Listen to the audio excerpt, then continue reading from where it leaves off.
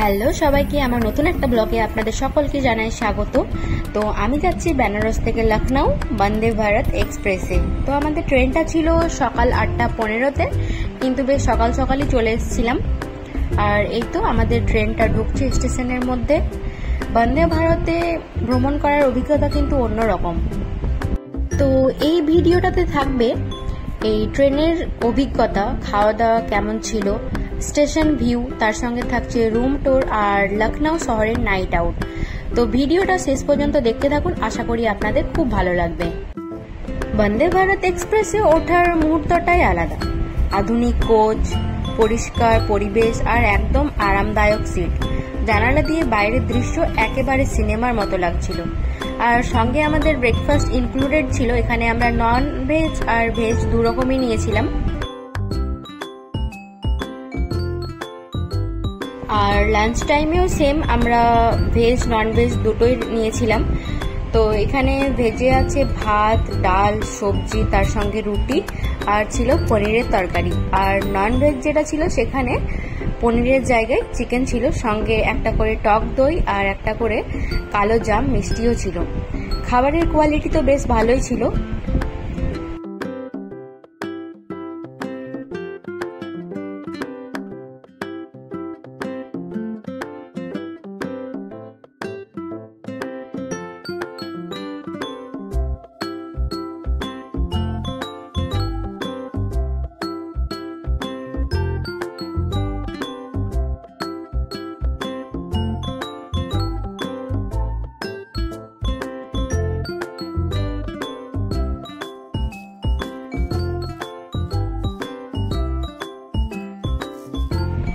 আর এই তো আমরা পৌঁছে গেছি লখনউয়ে।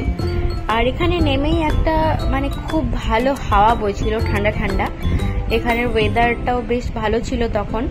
আর সঙ্গে এই যে স্টেশনটার যে লুক, সেটা কিন্তু আমার খুবই পছন্দ হয়েছিল, বেশ আধুনিক রকমের দেখতে।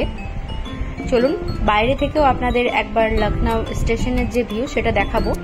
এটা দেখতে অনেকটা এয়ারপোর্ট টাইপের বাইরের দিক থেকে। তারপর আমরা এখান থেকে একটা অটো নিয়ে নিয়েছিলাম। আর অ্যাজ ইউজুয়াল ট্যুরিস্ট হিসেবে আমরা ঠকে গিয়েছিলাম আমাদের অটোতে একটু ভাড়াটা বেশিই নিয়ে নিয়েছিল, কিন্তু কিছু করার নেই, এটা তো হওয়ারই ছিল।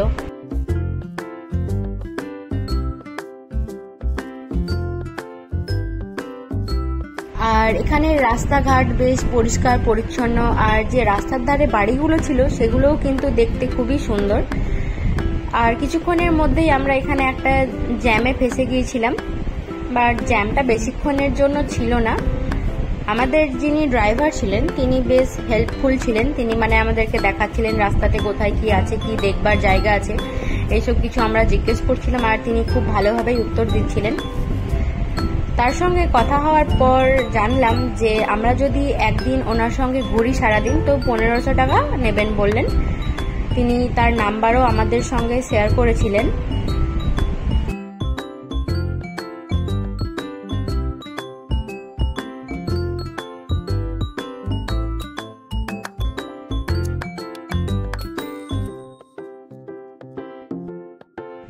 আমরা এসেছিলাম নিউ লখনউ সিটিতে, এই সাইডটাতে আমরা ছিলাম। তো এই দিকটা ছিল একদম অন্যরকম। এখানের বিল্ডিং বলুন বা এখানের মল, এখানের রাস্তাঘাট সবকিছু ছিল ভীষণ পরিষ্কার। কিন্তু ওল্ড লখনউয়ে যদি যান, সেখানের ভাইবটা কিন্তু সম্পূর্ণ অন্যরকম। এত ফাঁকা ফাঁকা জায়গা পাবেন না, ওখানে প্রচুর ভিড়, প্রচুর লোকজন। আর এরকম পরিষ্কারও হয়তো থাকবে না, আমরা এর পরের দিনে পুরনো লখনউয়ের দিকে গিয়েছিলাম, কিন্তু সেদিকে গিয়ে আমরা ভীষণভাবে ফেসে গিয়েছিলাম। আর এই সাইডটা অনেকটা একদম আধুনিক টাইপের। এই তো এখানে সব থেকে বড় মল লুলু মল, এই নামটা যাদের সঙ্গে ঘুরছিলাম ওখানে একটা দিদি বলেছিল এই লুলু নাকি একটা দুবাইয়ের শব্দ। আমি এখনো যাচাই করে দেখিনি সেটা কি আদৌ ঠিক না ভুল। তো দুবাইয়ের কোনো নবাবরা এই মলটার নাম এটা রেখেছিল। আর তারপরে রাস্তাতে আমরা পৌঁছে গিয়েছিলাম আমাদের যেখানে আমরা থাকবো সেখানে। এই ফ্ল্যাটে একটা দিদির, এটা আমার হাজব্যান্ডের যে ফ্রেন্ড তারই ফ্ল্যাট। তো এই তো ফ্ল্যাটটা ছিল বেশ সুন্দর, ছোট কিন্তু বেশ ভালো। আমরা ছিলাম 12 নম্বর ফ্লোরে, আর এখান থেকে ভিউটা ছিল খুবই সুন্দর। আর এই দিদির রুমটাও আমার ভীষণই পছন্দ হয়েছিল, খুব ভালো ছিল। রুমে এসে বেশ কিছুক্ষণ রেস্ট করার পর আমরা সন্ধ্যা নামতেই বেরিয়ে পড়েছিলাম লখনউ ঘুরে দেখার জন্য। এখানে শহরের আলো, আধুনিক বিল্ডিং আর ব্যস্ত রাস্তা সবকিছু একেবারে জমজমাট। আর লখনউ এসে খাবার না খেলে তো ভ্রমণ অসম্পূর্ণ, সেই জন্য আমরা এখানে একটা ফুড স্টল দেখে দাঁড়িয়ে পড়েছিলাম। এখানে এই যে একটা মোমো খেয়েছিলাম, কিন্তু মোমোর টেস্ট মানে সিরিয়াসলি, মানে বাড়াবাড়ি করে বলছি না, একদম দার্জিলিং এর মতোই টেস্ট। আর এই সঙ্গে চাটাও ছিল ভীষণ টেস্টি। আর এইরকম আমার মতো কারা কারা চা আর মোমো একসাথে খান আমাকে কমেন্টে অবশ্যই জানাবেন। আর সেই দিন রাত্রে আমরা প্রায় 12টা পর্যন্ত বাইরে মানে ঘোরাঘুরি করেছিলাম। এখানে মানে বেশ সেফ ফিল হচ্ছিল, আর রাস্তাঘাটও ফাঁকা ছিল। আর এই যে এখানে প্রচুর কলেজ স্কুল যেসব রয়েছে সেগুলোতে রাত্রেও এরকম যে লাইটগুলো জ্বলছে, এরকম কিন্তু আমাদের এইদিকে খুব একটা দেখা যায় না। তো তারপর দিদিরা আমাদেরকে একটা পার্কে নিয়ে আসে। এটা হলো মিউজিক্যাল মানে ইনস্ট্রুমেন্টের যে একটা থিম পার্ক। এটার এন্ট্রি ফিজ নাকি 100 টাকা। তো সেই জন্য আমরা এখানে ঢুকিনি, বাইরে থেকেই দেখে নিয়েছিলাম। সেরকম দেখার মতো কিছু ছিল না। আর এই একটা মল যেটা নাকি গৌরী খান মানে শাহরুখ খানের বউ ডিজাইন করেছিল। এই মলটাও ভীষণ বড়, কিন্তু মানে এখানে প্রচুর ব্র্যান্ডেড জিনিসপত্র পাওয়া যাচ্ছে, সব মানে বড় বড় ব্র্যান্ড রয়েছে এখানে। তো আমরা শুধুমাত্র ঘুরেছিলাম, এমনি দেখতে তো বেশ ভালোই ছিল। এই যে সামনে যে দুজনকে দেখছেন তারাই আমাদেরকে ঘোরাচ্ছিল, তাদেরকে অনেক অনেক থ্যাংক ইউ আমাদেরকে ঘুরিয়ে দেখানোর জন্য। তারপর মলে বেশ কিছুক্ষণ ঘোরাঘুরি আর ফটো তোলার পর আমরা গিয়েছিলাম এখানে খুবই ফেমাস একটা জায়গা আছে, চাটৌরি গলি নাম। এখানে সব ধরনের ফাস্ট ফুড পাওয়া যায়, ভেজ নন ভেজ, আপনি যেরকম খাবেন সেই রকম। তো সেখানে আমাদেরকে এই দিদিরা নিয়ে যায়। এই যে সামনের রাস্তা দেখাচ্ছিল দিদি আমাদেরকে। তারপর এখানে গিয়ে দেখলাম এখানের ভাইবটা বেশ সুন্দর, আর এখানে অনেক ধরনের জিনিসপত্র বিক্রি করছিল। আর অনেক মানে নতুন ধরনের যেসব ডিশ রয়েছে সেগুলো এখানে বিক্রি হচ্ছিল। আর খাবার দাবারের কোয়ালিটি বেশ ভালোই ছিল। এখানে আমরা প্রথমেই খেয়েছিলাম একটা মানে ফুচকা খেয়েছিলাম, সেটার ভিডিও নেওয়া হয়নি। মানে আলাদা আলাদা টক জল ছিল, সেগুলো দিয়ে মানে 10 টাকাতে 4টা ফুচকা দিচ্ছিল।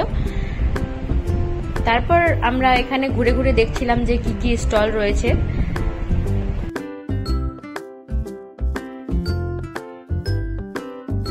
সবকিছু ঘুরে দেখার পর আমাদেরকে যে একটা দিদি ছিল সে সাজেস্ট করলো যেখানে জিনি দোসা আর পিৎজা ডোসা পাওয়া যায়, সেগুলো খেতে নাকি খুবই ভালো। তো আমরা ট্রাই করলাম, আর সত্যি খেতে খুবই সুন্দর ছিল।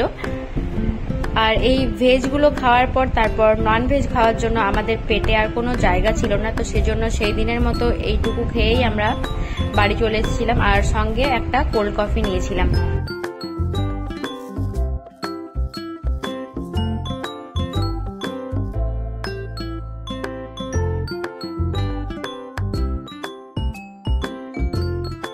তো এটাই ছিল আমার লখনউয়ের প্রথম দিনের অভিজ্ঞতা। ভিডিওটা যদি আপনাদের ভালো লাগে তাহলে লাইক, কমেন্ট, শেয়ার করবেন, আর চ্যানেলটি সাবস্ক্রাইব করবেন। পাশে থাকা বেল আইকনটি অবশ্যই প্রেস করবেন যাতে আমার নতুন কোনো ভিডিও এলে সবার আগে আপনার কাছে পৌঁছে যায়। ততদিন সকলে ভালো থাকবেন, সুস্থ থাকবেন। দেখা হচ্ছে খুব তাড়াতাড়ি নতুন একটা ভিডিওতে। টাটা।